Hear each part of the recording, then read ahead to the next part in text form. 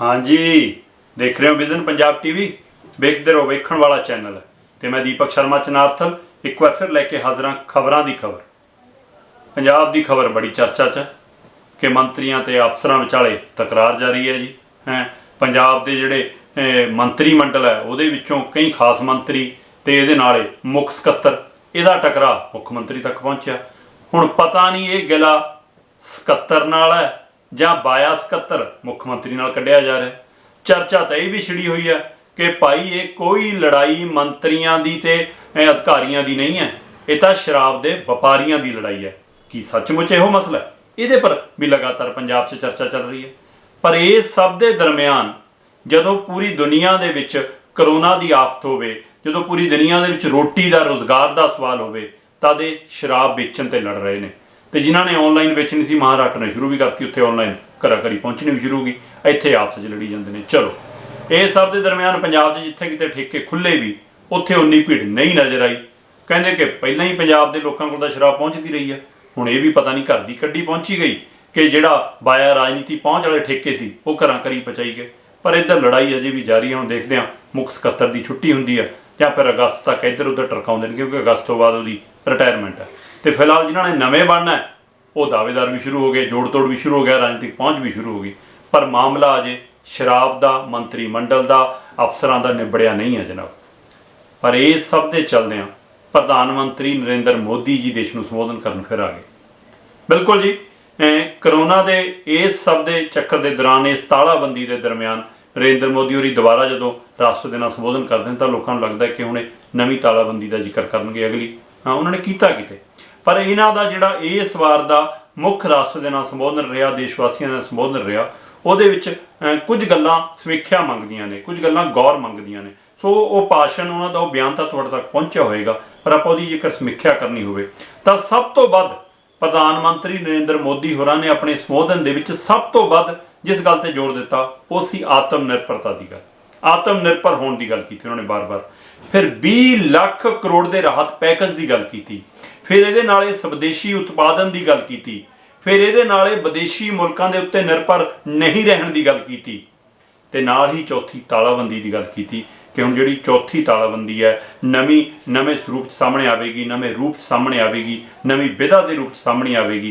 ये चौथी तालाबंदी 18 मई तो ये की नियम होणगे, की इहदा विधि विधान होवेगा, उस ढंग नाल सामने आउणी है। सो प्रधानमंत्री नरेंद्र मोदी होरां ने जिहड़ी उन्हां दी बोलण दी कला है, जिहड़ी उन्हां कोल बोलण दी शैली है, जिहड़ी उन्हां कोल भाषण शैली है, जिहड़ी उन्हां कोल मतलब कि लोकां दे अंदर वड़ के ये कह के कि लो जी सारा कुछ मैं तुहाडे लिए कर रहा, तुहाडे वांग या झोला चक के चला जावांगा जदों कि मैं तो फकीर हाँ।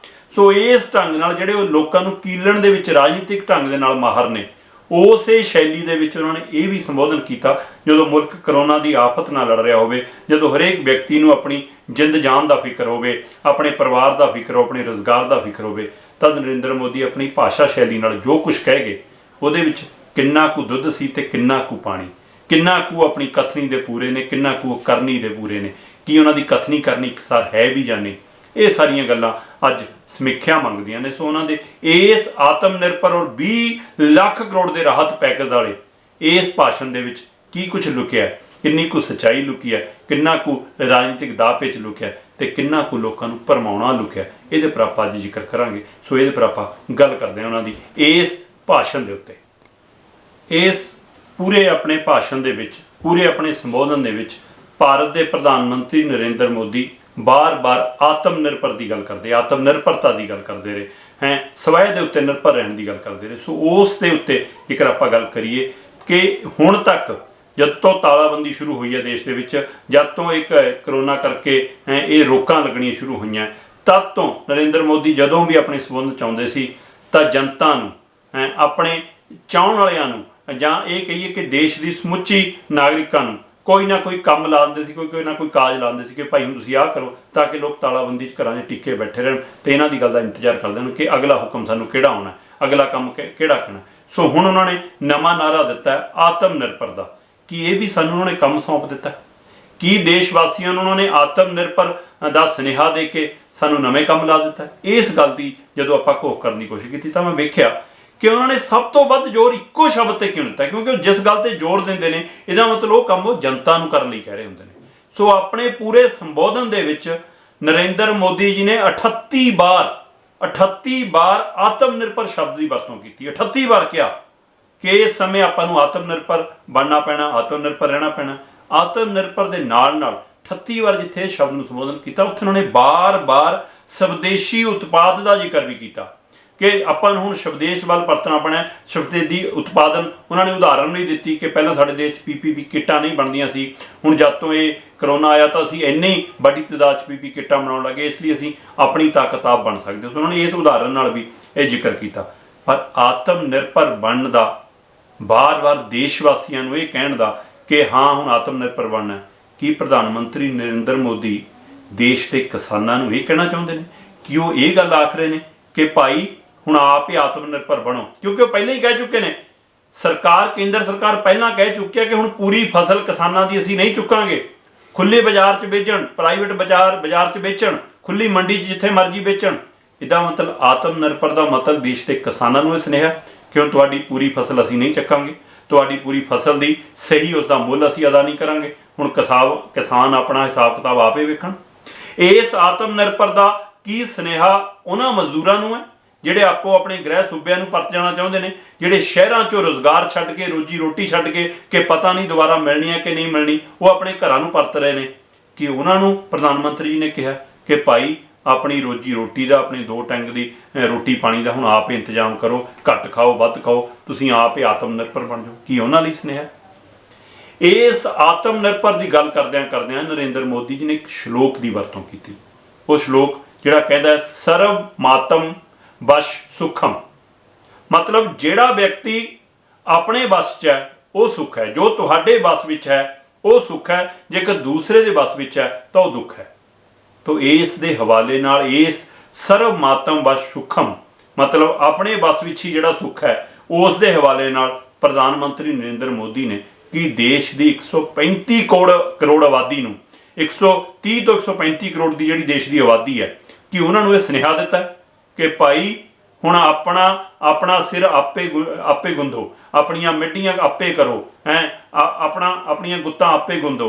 कि नरेंद्र मोदी ने यह सुनेहा दिता कि हुण देशवासी अपने सिर दीआं गुलझां आपे कड्ढण। कि उन्होंने ये कहा कि हुण साडे वश कुछ नहीं, कि हुण सरकारां कुछ करन दे वस नहीं रहीआं, इसलिए उन्होंने ये कहा कि आत्मनिर्भर हो जाओ, अपनी आप ही अपना काम नजिठो, अपने मसले आप ही नजिठो। कि यह सुनेहा देने की कोशिश है। इस आत्मनिर्भर के स्नेहे राही कि केंद्र सरकार ने सूबियां का हथ छड़ दिता, कि इस करोना की आफत के केंद्र ने देशवासियों तो हथ छड़ा लिया। ये सारे सवाल हुण साडे सामने जिथे खड़े ने, उत्थे सब तो बड़ा स्वदेशी उत्पाद का कि स्वदेशी उत्पाद इस गल के उत्ते कि केंद्र की सरकार कित्थे खड़ी है, स्वदेशी वाले नारे के उत्ते नरेंद्र मोदी कित्थे खड़े ने, उन्हां दी कथनी करने च कितना फर्क है। लो फिर ये भी वेख लो। जिथों तक स्वदेशी की गल है, भारतीय जनता पार्टी का नारा भी रहा है कि स्वदेशी अपनाओ। ये वक्री गल है कि आप सारा कुछ बाहरों लियाउंदे रहे, चाहे हथियारों तो लैके जहाज़ तक की गल होवे, चाहे मूर्तियां बनाउण लई बाहरली चीन तक का सहारा लिया होवे, ये वक्रे सवाल ने। पर हुण फिर जदों नरेंद्र मोदी होरी स्वदेशी की गल करते हैं, जदों भारतीय जनता पार्टी इस नारे ते चल रही होवे कि पूरे देश नूं इक्को टैक्स नाल बंन दिओ, पूरे देश नूं इक्को भाषा नाल बंन दिओ, पूरे देश नूं इक्को राशन कार्ड नाल बंन दिओ, जदों कि हरेक सूबिਆਂ ਦੀਆਂ आपो अपना सभ्याचार है, आपो अपनी भाषा है, आपो अपनी शैली है, आपो अपनी दिक्कतां ने, आपो अपनी समस्यावां ने। सो पूरे मुल्क नूं तुसीं जदों इक्को भाषा नाल इक्को टैक्स नाल इक्को शैली नाल बनना चाहो तो उस दे बावजूद तुहाडी अपनी कथनी करनी च जमीन आसमान का फर्क होवे, फिर सवाल तो उठणगे जनाब। हुण स्वदेशी का नारा दिता, हुण क्या स्वदेशी की आपां उदाहरण का जिक्र किया, स्वदेशी उत्पादन की गल की, पर अपने मैं पिछलियां गल्लां च नहीं जांदा।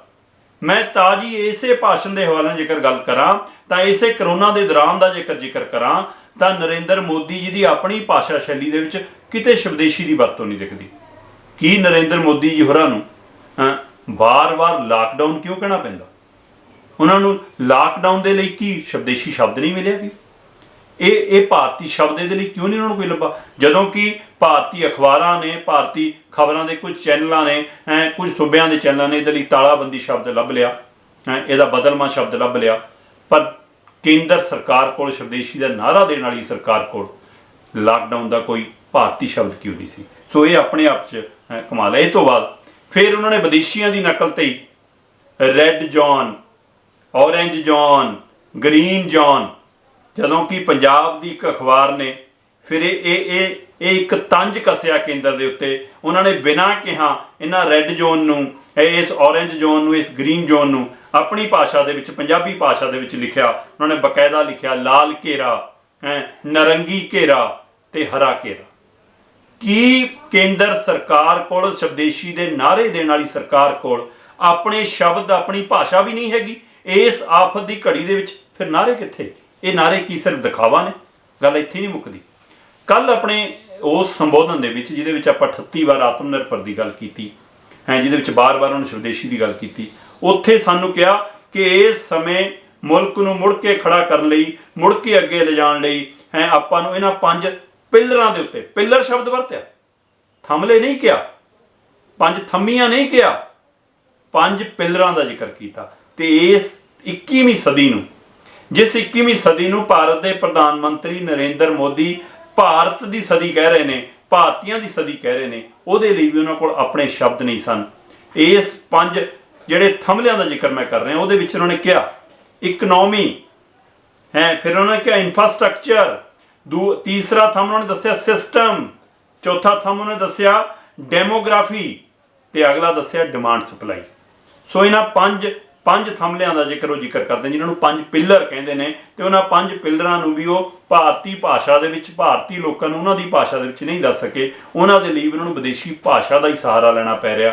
ਤੇ ਕਿਉਂ ਨਹੀਂ ਆਪਣੇ ਆਪ ਨੂੰ ਫਿਰ ਸਵਦੇਸ਼ ਨਾਲ ਜੋੜ ਪਾ ਰਹੇ ਭਾਰਤ ਦੀ ਸਰਕਾਰ, ਭਾਰਤ ਦੇ ਨਰਿੰਦਰ ਮੋਦੀ ਜੀ, ਪ੍ਰਧਾਨ ਮੰਤਰੀ ਜੀ। ਸੋ ਇਕਨੋਮੀ ਦੀ ਥਾਂ ਤੇ ਉਹ ਅਰਥ ਵਿਵਸਥਾ ਵਰਤ ਸਕਦੇ ਸੀ, ਸਭ ਨੂੰ ਸਮਝ ਆਉਂਦਾ ਇਨਫਰਾਸਟਰਕਚਰ ਦੀ ਥਾਂ ਉਹ ਪ੍ਰਬੰਧਕੀ ਢਾਂਚਾ, ਬੁਨਿਆਦੀ ਨੀਂਹ, ਬੁਨਿਆਦੀ ਢਾਂਚਾ, ਇਹਨਾਂ ਸ਼ਬਦਾਂ ਦੀ ਵਰਤੋਂ ਕਰ ਸਕਦੇ ਸੀ। ਇਸੇ ਤਰ੍ਹਾਂ ਸਿਸਟਮ ਦੀ ਥਾਂ ਉਹ ਪ੍ਰਣਾਲੀ ਦੀ, ਇਸ ਢੰਗ ਦੇ ਸ਼ਬਦਾਂ ਦੀ ਵਰਤੋਂ ਕਰ ਸਕਦੇ ਸੀ। ਡੈਮੋਗ੍ਰਾਫੀ ਥਾਂ ਤੇ ਉਹ ਕਹਿ ਸਕਦੇ ਕਿ ਜਨ ਜਨ ਤੱਕ ਪਹੁੰਚਣਾ, ਹਰ ਜੀਅ ਤੱਕ ਪਹੁੰਚਣਾ, ਦੇਸ਼ ਦੇ ਹਰ ਨਾਗਰਿਕ ਤੱਕ ਪਹੁੰਚਣਾ। ਇਸੇ ਤਰ੍ਹਾਂ ਡਿਮਾਂਡ ਤੇ ਸਪਲਾਈ ਲਈ ਆਮ ਜਵਾਕਾਂ ਨੂੰ ਵੀ ਪਤਾ ਕਿ ਇਹਦੇ ਲਈ ਮੰਗ ਤੇ ਪੂਰਤੀ ਸ਼ਬਦ ਹੁੰਦੇ ਨੇ। ਸੋ ਪਤਾ ਨਹੀਂ ਕਿਉਂ ਉਹਨਾਂ ਨੂੰ ਇਸ ਚੀਜ਼ ਨਾਲ ਮੋਹ ਹੈ। ਹੁਣ ਇੱਥੇ ਆਪਣੇ ਆਪ 'ਚ ਸਵਾਲ ਹੈ ਕਿ ਸਵਦੇਸ਼ੀ ਦੇ ਨਾਅਰਾ ਦੇਣ ਵਾਲੇ ਆਪ ਵਿਦੇਸ਼ੀਆਂ ਦੇ ਸਹਾਰੇ ਕਿਉਂ ਨੇ, ਚਾਹੇ ਉਹ ਵਿਦੇਸ਼ੀ ਚੀਜ਼ਾਂ ਹੋਣ, ਚਾਹੇ ਵਿਦੇਸ਼ੀ ਨੀਤੀਆਂ ਹੋਣ।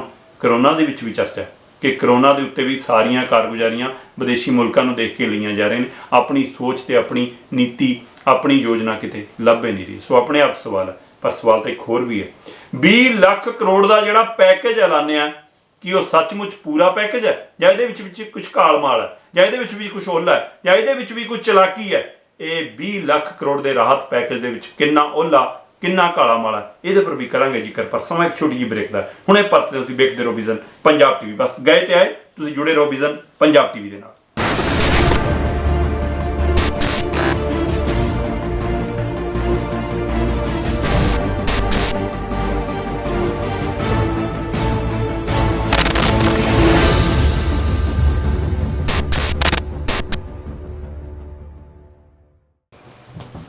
ਬ੍ਰੇਕ ਤੋਂ ਬਾਅਦ ਇੱਕ ਵਾਰ ਫਿਰ ਸਾਰੇ ਵਿਜ਼ਨ ਪੰਜਾਬ ਟੀਵੀ ਦੇਖ ਰਹੇ ਦਰਸ਼ਕਾਂ ਦਾ ਸਵਾਗਤ ਹੈ ਜੀ। ਆਪਾਂ ਗੱਲ ਕਰ ਰਹੇ ਸੀਗੇ ਨਰਿੰਦਰ ਮੋਦੀ ਹੋਰਾਂ ਦੇ ਐਲਾਨ ਦਾ। ਸੋ ਜਿੱਥੇ ਉਹਨਾਂ ਨੇ ਐਲਾਨ ਕੀਤਾ ਕਿ ਹੁਣ ਚੌਥੀ ਜਿਹੜੀ ਤਾਲਾਬੰਦੀ ਹੈ, ਚੌਥਾ ਜਿਹੜਾ ਲਾਕਡਾਊਨ ਦਾ ਐਲਾਨ ਹੋਣਾ, ਉਹਨਾਂ ਦੀ ਭਾਸ਼ਾ 'ਚ ਜੇਕਰ ਗੱਲ ਕਰਨੀ ਹੋਵੇ ਤਾਂ ਉਹ ਹੁਣ 18 ਮਈ ਨੂੰ ਉਹਦੀ ਨਵੀਂ ਰੂਪਰੇਖਾ ਸਾਹਮਣੇ ਹੋ ਰਹੀ ਕਿ ਇਸ ਵਾਰ ਬਦਲਵੇਂ ਸਰੂਪ 'ਚ ਹੋਏਗਾ। ਪਰ ਜਿੱਥੋਂ ਤੱਕ ਰਾਹਤ ਪੈਕੇਜ ਦੀ ਗੱਲ ਹੈ, ਬਹੁਤ ਵੱਡਾ ਲੱਗਦਾ ਜਨਾਬ, 20 ਲੱਖ ਕਰੋੜ ਦਾ ਰਾਹਤ ਪੈਕੇਜ। ਸੋ ਇਹਦੇ ਵਿੱਚੋਂ ਪੰਜਾਬ ਦੇ ਹਿੱਸੇ ਵੀ ਕੁਛ ਨਾ ਕੁਛ ਆਉਣਾ, ਤਾਂ ਬਹੁਤ ਵੱਡਾ ਲੱਗਦਾ ਕਿ 20 ਲੱਖ ਕਰੋੜ ਦਾ ਰਾਹਤ ਪੈਕੇਜ ਬਹੁਤ ਵੱਡਾ। ਪਰ ਮੈਂ ਜਦ ਤੋਂ ਜੰਮਿਆ, ਸ਼ਾਇਦ ਤੁਸੀਂ ਵੀ ਆਪਣੇ ਜੀਵਨ ਦੇ ਵਿੱਚ, ਜਿਹੜੇ ਇਸ ਪ੍ਰੋਗਰਾਮ ਨੂੰ ਦੇਖ ਰਹੇ ਨੇ, ਤੁਸੀਂ ਵੀ ਆਪਣੇ ਜੀਵਨ 'ਚ ਯਾਦ ਕਰਕੇ ਵੇਖੋ, ਚਾਹੇ ਔਖੀ ਘੜੀ ਹੋਵੇ, ਚਾਹੇ ਸੌਖੀ ਘੜੀ ਹੋਵੇ, ਚਾਹੇ ਕੋਈ ਸਰਕਾਰੀ ਯੋਜਨਾਵਾਂ ਹੋਣ, ਜਦੋਂ ਰਾਹਤ ਪੈਕੇਜਾਂ ਦਾ ਐਲਾਨ ਹੋਇਆ, ਕੀ ਉਹ ਰਾਹਤ ਸੱਚਮੁੱਚ ਤੁਹਾਡੇ, ਸਾਡੇ ਆਮ ਲੋਕਾਂ ਦੇ ਘਰਾਂ ਤੱਕ ਪਹੁੰਚੀਆਂ? ਮੈਂ ਤਾਂ ਜਦ ਤੋਂ ਵੇਖਦਾ ਆਇਆ, ਮੈਨੂੰ ਤਾਂ ਨਹੀਂ ਕਦੇ ਲੱਗਾ ਕਿ ਰਾਹਤ ਕਦੇ ਆਮ ਸਧਾਰਨ ਲੋਕਾਂ ਦੇ ਘਰਾਂ ਤੱਕ ਸਿੱਧੀ ਪਹੁੰਚੀ ਹੋਵੇ। ਹਾਂ, ਜੇ ਪਹੁੰਚਦੀ ਵੀ ਹੈ, ਜਿਨ੍ਹਾਂ ਤੱਕ ਪਹੁੰਚਦੀ ਵੀ ਹੈ, ਜੇਕਰ ਛੋਟੇ ਆਮ ਸਧਾਰਨ ਘਰਾਂ ਤੱਕ ਕੋਈ ਰਾਹਤ ਪਹੁੰਚਦੀ ਵੀ ਹੈ, ਤਾਂ ਅਕਸਰ ਮੈਂ ਉਸ ਰਾਹਤ ਨੂੰ ਰਾਜਨੀਤਿਕ ਪਾਰਟੀਆਂ ਦੇ ਬੈਨਰਾਂ ਪੋਸਟਰਾਂ 'ਚ ਲਪੇਟਿਆ ਹੋਈ ਵੇਖਣਾ ਪਹੁੰਚਦੇ ਹਾਂ ਕਿ ਜਦੋਂ ਵੀ ਕੋਈ ਰਾਹਤ ਪਹੁੰਚੀ ਉਸ ਨੂੰ ਕਿਸੇ ਨਾ ਕਿਸੇ ਬੈਨਰ ਪੋਸਟਰ ਰਾਜਨੀਤਿਕ ਪਾਰਟੀ ਦੇ 'ਚ ਲਪੇਟਿਆ ਹੋਇਆ ਸੀ। ਹੁਣ ਵੀ ਕੈਪਟਨ ਅਮਰਿੰਦਰ ਦੀਆਂ ਫੋਟੋਆਂ ਵਾਲੇ ਥੈਲਿਆਂ 'ਚ ਆਟਾ ਵੰਡੀ ਜਾਂਦੇ ਨੇ, ਕਣਕ ਵੰਡੀ ਜਾਂਦੇ ਨੇ। ਗੁਜਰਾਤ ਦੇ ਵਿੱਚ ਉੱਥੇ ਦੇ ਮੁੱਖ ਮੰਤਰੀ ਨਰਿੰਦਰ ਮੋਦੀ ਦੇ ਨਾਂ ਤੇ ਰਾਹਤ ਪੈਕੇਜ ਚੱਲੀ ਜਾਂਦਾ। ਸੋ ਆਪੋ ਆਪਣੇ ਚਿਹਰਿਆਂ ਨੂੰ ਬੜਾ ਕਰਨ ਦੀ ਕੋਸ਼ਿਸ਼ ਇਸ ਆਫਤ ਦੀ ਘੜੀ 'ਚ ਵੀ ਹੋ ਰਹੀ ਹੈ। ਸੋ ਕੀ ਅਜਿਹੀ ਰਾਹਤ ਦਿੰਦੀ ਹੈ? ਫਿਰ ਚਲੋ ਇਹ ਤੋਂ ਵੀ ਅੱਗੇ ਜਿਹੜੇ 20 ਲੱਖ ਕਰੋੜ ਦੇ ਰਾਹਤ ਪੈਕੇਜ ਦਾ ਐਲਾਨ ਕੀਤਾ ਹੈ, ਇਹ ਕਿਹਾ ਕਿ 20 ਲੱਖ ਕਰੋੜ, ਕੀ ਇਹ ਪੂਰਾ 20 ਲੱਖ ਕਰੋੜ ਹੈ? ਜਦੋਂ ਕਿ ਅਸਲ ਦੇ ਵਿੱਚ ਇਹ ਸਿਰਫ 12 ਲੱਖ ਕਰੋੜ ਹੈ ਜੀ। 8 ਲੱਖ ਕਰੋੜ ਦੇ ਕਰੀਬ ਜਿਹੜੀ ਪਹਿਲਾਂ ਰਾਹਤ ਐਲਾਨੀਆਂ ਨੇ ਉਹ ਵੀ ਇਹਦੇ ਵਿੱਚ ਜੋੜਤੀਆਂ। ਇਹ ਆਪਣੇ ਆਪ ਦੇ ਵਿੱਚ ਕੀ ਲੋਕਾਂ ਨੂੰ ਭਰਮ ਭੁਲੇਖੇ 'ਚ ਪਾਉਣ ਵਾਲੀ ਗੱਲ ਨਹੀਂ?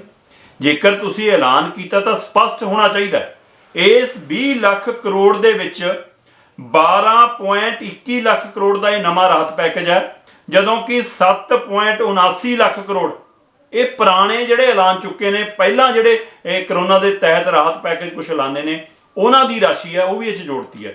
ਹਲੇ 12.21 ਲੱਖ ਕਰੋੜ ਦਾ ਵੀ ਜਦੋਂ ਹਿਸਾਬ ਕਿਤਾਬ ਨਿਰਮਲਾ ਸੀਤਾਰਮਨ ਦੇਣਾ ਸ਼ੁਰੂ ਕਰਨਗੇ ਤਾਂ ਹੋ ਸਕਦਾ ਹੋਰ ਪਰਤਾਂ ਖੁੱਲ੍ਹ ਜਾਣ।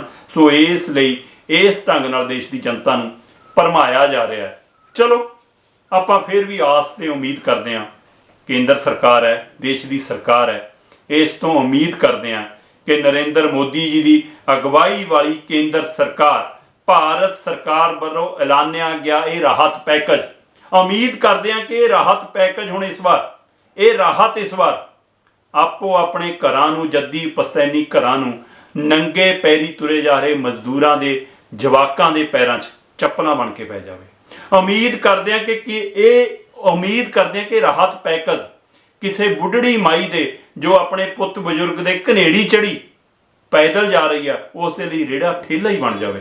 ਇਹ ਵੀ ਉਮੀਦ ਕਰਦੇ ਹਾਂ ਕਿ ਇਸ ਵਾਰ ਦਾ ਇਹ ਰਾਹਤ ਪੈਕੇਜ ਮੰਡੀਆਂ ਦੇ ਵਿੱਚ ਕਿਸਾਨਾਂ ਦੀ ਔਲਾਦ ਵਰਗੀ ਮੀਂਹ 'ਚ ਭਿੱਜ ਰਹੀ ਕਣਕ ਲਈ ਤਰਪਾਲ ਹੀ ਬਣ ਜਾਵੇ। ਉਮੀਦ ਇਹ ਕਰ ਸਕਦੇ ਹਾਂ, ਪਰ ਅਫਸੋਸ ਹਮੇਸ਼ਾ ਉਮੀਦਾਂ ਟੁੱਟਦੀਆਂ ਰਹੀਆਂ, ਵਾਅਦੇ ਸਰਕਾਰਾਂ ਦੇ ਟੁੱਟਦੇ ਰਹੇ ਨੇ। ਇਹ ਰਾਹਤ ਪੈਕੇਜ ਅਕਸਰ ਉਦਯੋਗਪਤੀਆਂ, ਵੱਡੇ ਘਰਾਣਿਆਂ, ਉਦਯੋਗੀ ਘਰਾਣਿਆਂ, ਰਾਜਨੀਤਿਕ ਘਰਾਂ ਦੇ ਗਲਿਆਰਿਆਂ 'ਚੋਂ ਬਾਹਰ ਨਿਕਲ ਕੇ ਕਦੇ ਪਿੰਡਾਂ 'ਚ ਵੋਟ ਦੀ ਵੇਖੀ ਨਹੀਂ, ਕਦੇ ਗਲੀ ਮੁਹੱਲਿਆਂ 'ਚ ਆਉਂਦੀ ਵੇਖੀ ਨਹੀਂ, ਤੇ ਜਦ ਵੀ ਆਈ ਤਦ ਤੱਕ ਝੋਲਾ ਖਾਲੀ ਹੋ ਜਾਂਦਾ ਇਸ ਰਾਹਤ ਦਾ। ਸੋ ਇਹ ਆਪਣੇ ਆਪ 'ਚ ਚਿੰਤਾ ਵਾਲੀ ਗੱਲ ਹੈ। ਪਰ ਅਖੀਰ ਦੇ ਵਿੱਚ ਨਰਿੰਦਰ ਮੋਦੀ ਹੋਰਾਂ ਦੇ ਬੋਲ ਕੀ ਸੀ ਉਹ ਵੀ ਤਾਂ ਗੌਰ ਮੰਗਦੇ ਨੇ ਕਿ ਆਪਣੇ ਇਸ ਲੰਮੇ ਭਾਸ਼ਣ ਦੇ ਵਿੱਚ ਆਤਮ ਨਿਰਭਰ ਔਰ ਬਾਰ-ਬਾਰ ਜਿਹੜੀ ਕਹਿੰਦੇ ਰਹੇ ਸਵਦੇਸ਼ੀ ਉਤਪਾਦਨ ਦੀ, ਉਸ ਦੇ ਵਿੱਚ ਆਖਰ ਵਿੱਚ ਜਾਣ ਲੱਗਿਆ ਫਿਰ ਤੁਹਾਨੂੰ ਕਿਹੜਾ ਕੰਮ ਲਾ ਗਏ, ਇਹ ਵੀ ਗੌਰ ਮੰਗਦਾ ਹੈ। ਆਪਣੇ ਸਮੁੱਚੇ ਭਾਸ਼ਣ ਨੂੰ ਸਮੇਟਦਿਆਂ ਨਰਿੰਦਰ ਮੋਦੀ ਹੋਰਾਂ ਨੇ ਜਿਹੜੀ ਆਖਰੀ ਗੱਲ ਕਹੀ, ਉਸ ਗੱਲ ਨੂੰ ਆਪਾਂ ਸਾਹਮਣੇ ਰੱਖ ਕੇ ਉਹਦੀ ਪੜਚੋਲ ਕਰਕੇ ਆਪਾਂ ਵੀ ਆਪਣੇ ਖਬਰਾਂ ਦੀ ਖਬਰ ਨੂੰ ਸਮੇਟਾਂਗੇ। ਸੋ ਉਹਨਾਂ ਦੇ ਆਪਣੇ ਭਾਸ਼ਣ ਦੇ ਨਰਿੰਦਰ ਮੋਦੀ ਭਾਰਤੀ ਪ੍ਰਧਾਨ ਮੰਤਰੀ ਦੇ ਆਖਰੀ ਬੋਲ ਸਨ ਕਿ ਤੁਸੀਂ ਆਪਣੀ ਸਿਹਤ ਦਾ, ਆਪਣੇ ਪਰਿਵਾਰ ਦਾ, ਆਪਣੇ ਕਰੀਬੀਆਂ ਦਾ ਧਿਆਨ ਰੱਖੋ। ਧੰਨਵਾਦ। ਇਹ ਭਾਰਤ ਦੇ ਪ੍ਰਧਾਨ ਮੰਤਰੀ ਨਰਿੰਦਰ ਮੋਦੀ ਜੀ ਕਹਿ ਰਹੇ ਨੇ, ਜਿਹੜੇ ਦੇਸ਼ ਨੂੰ ਆਤਮ ਨਿਰਭਰ ਬਣਨ ਦੀ ਗੱਲ ਆਖ ਰਹੇ ਨੇ, ਜਿਹੜੇ ਸਵਦੇਸ਼ੀ ਬਣਨ ਦੀ ਗੱਲ ਆਖ ਰਹੇ ਨੇ। ਉਹਨਾਂ ਦੇ ਬੋਲ ਨੇ, ਤੁਸੀਂ ਆਪਣੀ ਸਿਹਤ ਦਾ, ਆਪਣੇ ਪਰਿਵਾਰ ਦਾ, ਆਪਣੇ ਕਰੀਬੀਆਂ ਦਾ ਧਿਆਨ ਰੱਖਣਾ। ਧੰਨਵਾਦ। ਮਤਲਬ ਸਾਰਾ ਕੁਝ ਜਨਤਾ ਨਹੀਂ ਕਰਨਾ, ਜਨਤਾ ਹੀ ਲੋਕਾਂ ਨੂੰ ਰਾਸ਼ਨ ਦੇਵੇ, ਜਨਤਾ ਹੀ ਲੰਗਰ ਲਾਵੇ, ਜਨਤਾ ਹੀ ਸੇਵਾ ਕਰੇ, ਜਨਤਾ ਹੀ ਟੈਕਸ ਦੇਵੇ, ਜਨਤਾ ਹੀ ਵਧੀਆ ਹੋਈਆਂ ਕੀਮਤਾਂ ਚੁਕਾਵੇ, ਤੇ ਜਨਤਾ ਹੀ ਹੁਣ ਆਪਣੀਆਂ ਸਿਹਤ ਦਾ ਵੀ ਖਿਆਲ ਆਪੇ ਰੱਖੇ, ਜਨਤਾ ਹੀ ਆਪਣਾ ਟੱਬਰ ਵੀ ਆਪੇ ਖਿਆਲ ਰੱਖੇ। ਤੇ ਫਿਰ ਸਰਕਾਰਾਂ ਕਾਹਦੇ ਲਈ ਨੇ? ਚੰਗਾ ਹੁੰਦਾ ਜੇ ਪ੍ਰਧਾਨ ਮੰਤਰੀ ਨਰਿੰਦਰ ਮੋਦੀ ਜੀ ਛਾਤੀ ਠੋਕ ਕੇ ਕਹਿੰਦੇ, ਆਪਣੀ 56 ਇੰਚ ਦੀ ਛਾਤੀ ਤੇ ਹੱਥ ਰੱਖ ਕੇ ਕਹਿੰਦੇ ਕਿ ਇਸ ਦੇਸ਼ ਦੀ ਜਨਤਾ ਦਾ ਖਿਆਲ ਮੈਂ ਰੱਖਾਂਗਾ, ਇਸ ਦੇਸ਼ ਦੀ ਜਨਤਾ ਦੇ ਪਰਿਵਾਰਾਂ ਦੀ ਸਿਹਤ ਦਾ ਖਿਆਲ ਮੈਂ ਰੱਖਾਂਗਾ, ਮੇਰੀ ਸਰਕਾਰ ਰੱਖੇਗੀ। ਸਾਰਾ ਕੁਛ ਹੈ ਜਨਤਾ ਤੇ, ਇਹੀ ਆਤਮ ਨਿਰਭਰ ਹੈ। ਕਮਾਲ ਹੈ, ਸਰਕਾਰ ਆਤਮ ਨਿਰਭਰ ਹੋਣ ਲਈ ਕਹਿ ਰਹੀ ਹੈ, ਆਤਮ ਨਿਰਭਰ ਬਣਾਉਣ ਲਈ ਨਹੀਂ ਕਹਿ ਰਹੀ। ਸਰਕਾਰ ਨੇ ਕਿਤੇ ਨਹੀਂ ਕਿਹਾ, ਪ੍ਰਧਾਨ ਮੰਤਰੀ ਨੇ ਕਿਤੇ ਨਹੀਂ ਕਿਹਾ ਕਿ ਮੈਂ ਆਤਮ ਨਿਰਭਰ ਬਣਾਵਾਂਗਾ ਤੁਹਾਨੂੰ, ਉਹਨਾਂ ਨੇ ਕਿਹਾ ਆਤਮ ਨਿਰਭਰ ਬਣੋ। ਸੋ ਗੱਲਾਂ ਨਾਲ ਢਿੱਡ ਨਹੀਂ ਭਰਦਾ ਜਨਾਬ, ਕੰਮ ਕਰਨਾ ਪੈਂਦਾ, ਦੇਸ਼ ਨੂੰ ਚਲਾਉਣਾ ਪੈਂਦਾ। ਦੇਸ਼ ਦੀ ਅਗਵਾਈ ਲਈ ਗੱਲਾਂ ਨਾਲ ਨਹੀਂ ਸਰਨਾ, ਲੱਛੇਦਾਰ ਭਾਸ਼ਣਾਂ ਨਾਲ ਨਹੀਂ ਸਰਨਾ, ਕੁਝ ਸਾਹਮਣੇ ਆ ਕੇ ਕਰ ਗੁਜ਼ਰਨ ਦੀ ਲੋੜ ਹੈ। ਤੇ ਉਮੀਦ ਕਰਦੇ ਹਾਂ ਸਰਕਾਰ ਗੱਲਾਂ ਨਾਲ ਨਹੀਂ ਕਰਮ ਨਾਲ ਵੱਡੀ ਹੋ ਕੇ ਵਿਖਾਵੇ।